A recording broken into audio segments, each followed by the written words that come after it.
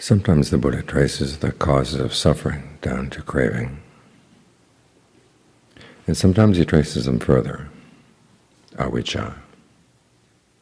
It's usually translated as ignorance, but it also means lack of skill. What are the skills we need? The skills having to do with the duties of the Four Noble Truths. The truths are not just truths about something. They're truths that you have to approach in a skillful way. You try to comprehend suffering, to see what it really is. You trace it to its cause, you abandon the cause. You try to realize the cessation of suffering, and you do that by developing the Noble Eightfold Path, like we chanted just now. It's in the path that all those skills are combined. When the Buddha first taught, that was the framework he taught. His introduction to the teaching was that it's a path of practice, something you do. The very last person he taught the Noble Eightfold Path to. Again, something you do. So the big questions the Buddha has us ask are questions of how to do things in a way that we can put it into suffering. We approach this as a skill.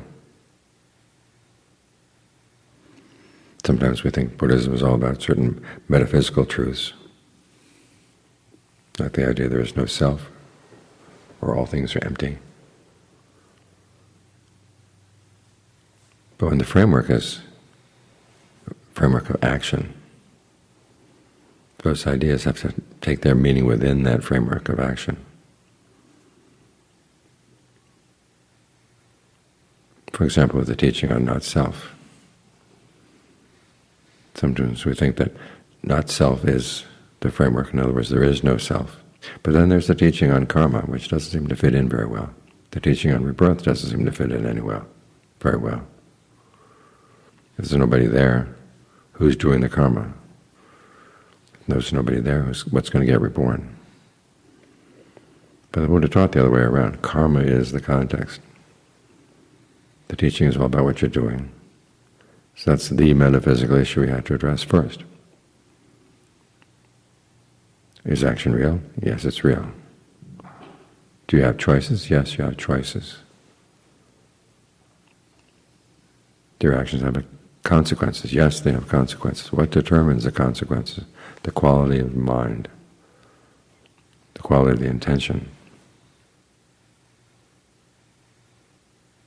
Then within that context, the teaching on not-self, which is not about a characteristic of not-self, it's actually a perception. Again, a perception is something you do.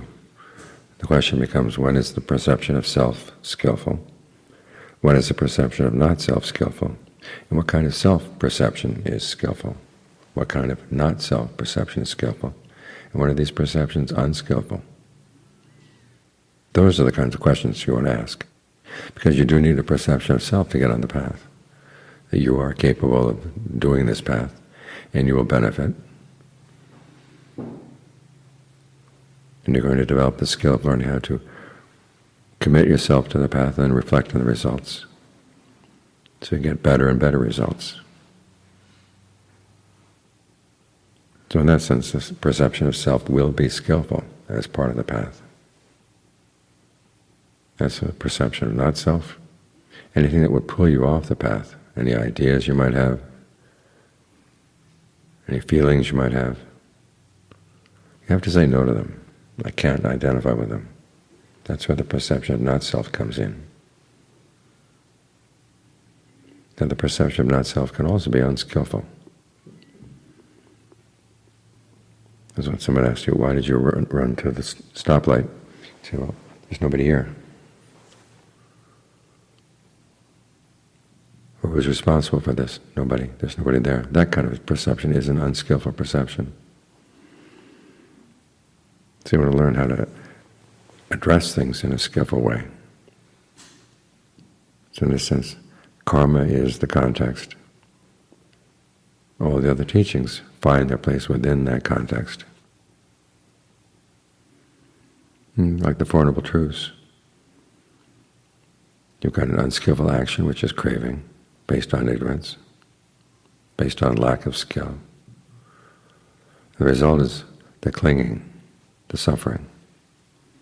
But then there's the Eightfold Path, which is a cause for getting you toward the cessation of suffering. Now, the cessation of suffering ultimately is not caused by anything because it is unfabricated, but the path takes you to the threshold.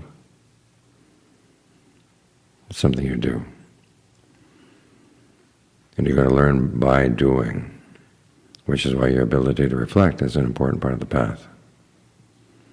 When the Buddha teaches mindfulness, it's not just a matter of accepting whatever comes up.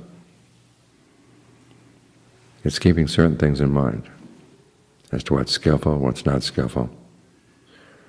When unskillful attitudes come up in the mind, what do?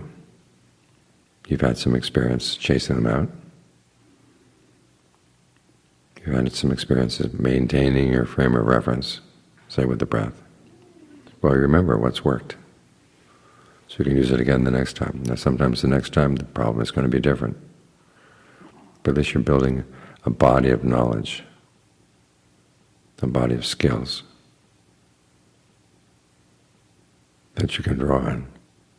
Then you have to be alert. What are you doing right now? And then you want to be ardent. You want to do this well.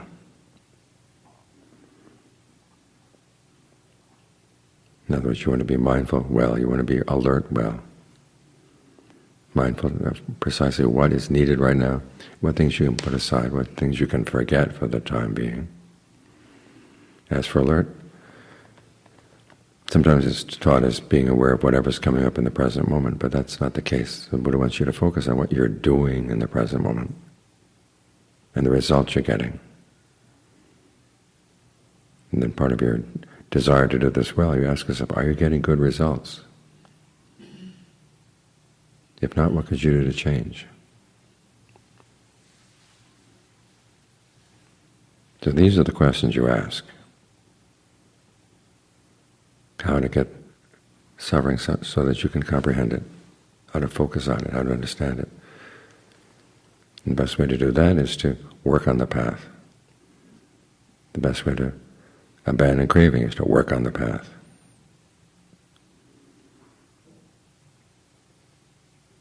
Because you get to know these things better and better by dealing with them. Like suffering is defined as the 5 clinging aggregates. Where are you going to find those aggregates? You find them as you're doing concentration. You've got the body here, that's form. You've got the feeling of pleasure that you're trying to create.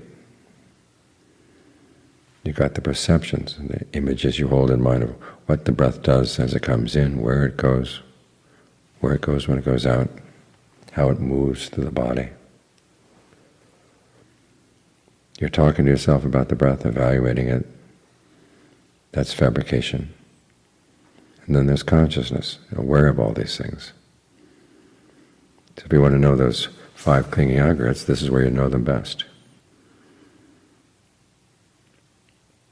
When you want to know craving, this is where you know it best. You see, there's craving for sensuality. Sensuality is not so much the sensual pleasures themselves, it's our fascination with fabricating, fantasizing about them. You think about a certain food you might want to make, and you can think about it all through the meditation session. Even though when you actually eat it, it takes only a few minutes. We're more attached to our fantasies than we are to the things we actually encounter. We get to know these things really well by saying no to them as you try to get the mind into a state of concentration. Because you're trying to replace your fascination with sensuality with fascination about how you feel the body from within. That's called form. And you're going to start taking on an identity within this form of your body, you as a meditator. That's going to teach you a lot about craving for becoming. When you get states of mind that you don't like, that's going to teach you about how you deal with craving for non-becoming. So it's in the practice of concentration that you get to know these things. If you just get the mind still and hang out with the stillness, you stop.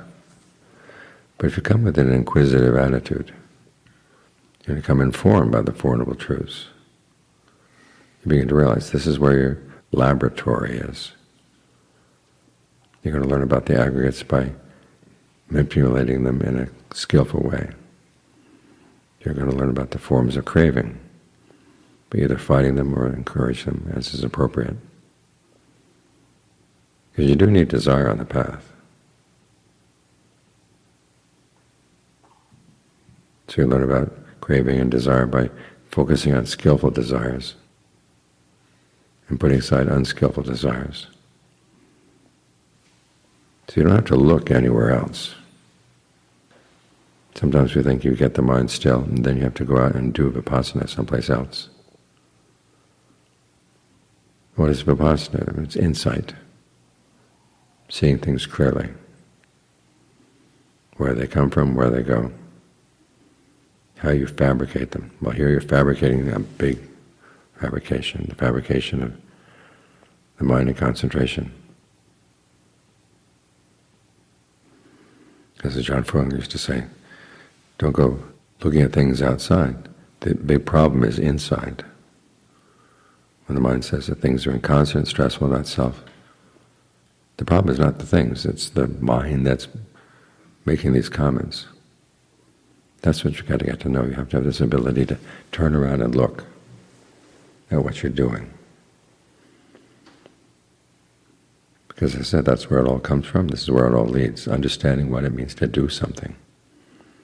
How do you do things skillfully? How do you do things unskillfully? You're going to see them all here.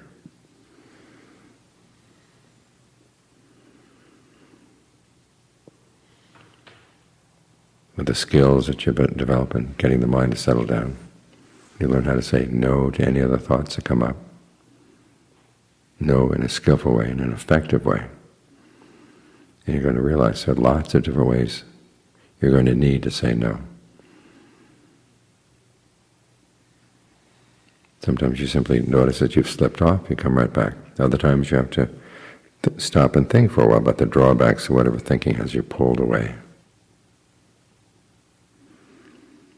Sometimes when you can't stop the chattering in the back of your mind, well, just leave it in the back of your mind. You stay focused here up front with the breath.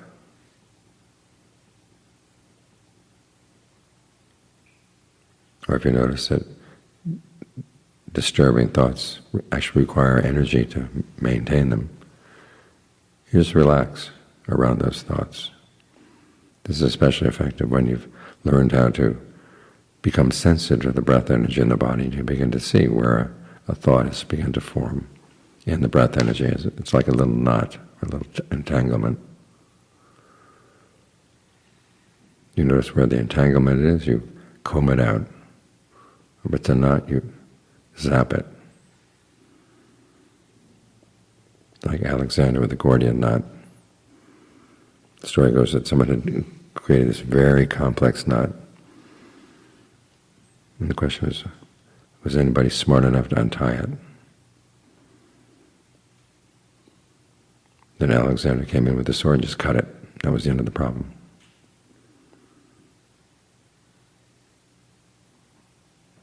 In other words, sometimes you try to get involved in your thoughts, and the more you try to figure out your thinking, the more they pull you in. In which case you just got to cut right through them and say, I'm not going to go there, I'm just going to breathe through whatever pattern of tension is in the body is maintaining that thought.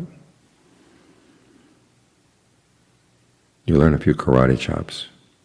Concentration doesn't require that you understand all of your defilements before you get in, but just that you learn how to sidestep them. Give them a good chop. So you can create a space in the mind so it can settle down and begin to see these things more clearly. The more stillness you're able to maintain, together with that inquisitive mindset, the more you're going to see. So look right here. Everything is right here in the heart as the heart gets settled down. All of its defilements come to roost. All of its activities come to gather right here. When they're gathered, that's when you can see them clearly and figure out how to get past them. So even though the teachings may cover a wide range of topics, they're designed to gather you in right here. They keep pointing here. When the Buddha teaches about karma, there are times when he teaches about karma over many, many lifetimes, cycles of the universe. But then at the end of the discussion he says, and where did all these cycles of the universe come from? They come from the choices you make in the mind. Where do you make them? Right here. When do you make them? Right now.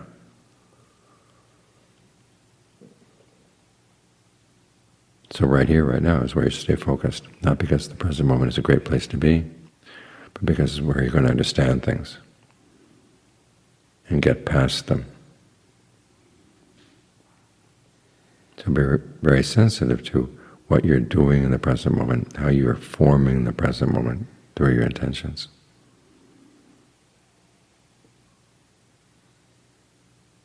When you do that, you'll be on the right track.